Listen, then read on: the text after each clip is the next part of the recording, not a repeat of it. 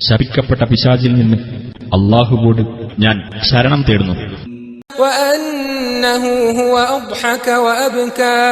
അവൻ തന്നെയാണ് ചിരിപ്പിക്കുകയും കരയിക്കുകയും ചെയ്തതെന്നും അവൻ തന്നെയാണ് മരിപ്പിക്കുകയും ജീവിപ്പിക്കുകയും ചെയ്തതെന്നും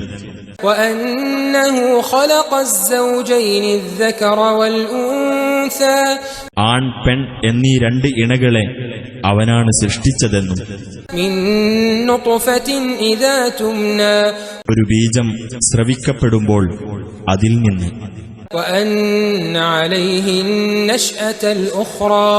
രണ്ടാമത് ജനിപ്പിക്കുക എന്നത് അവന്റെ ചുമതലയിലാണെന്ന് ഐശ്വര്യം നൽകുകയും സംതൃപ്തി വരുത്തുകയും ചെയ്തത് അവൻ തന്നെയാണ് എന്നും അവൻ തന്നെയാണ് ശിഅറ നക്ഷത്രത്തിന്റെ രക്ഷിതാവ് എന്നുമുള്ള കാര്യങ്ങൾ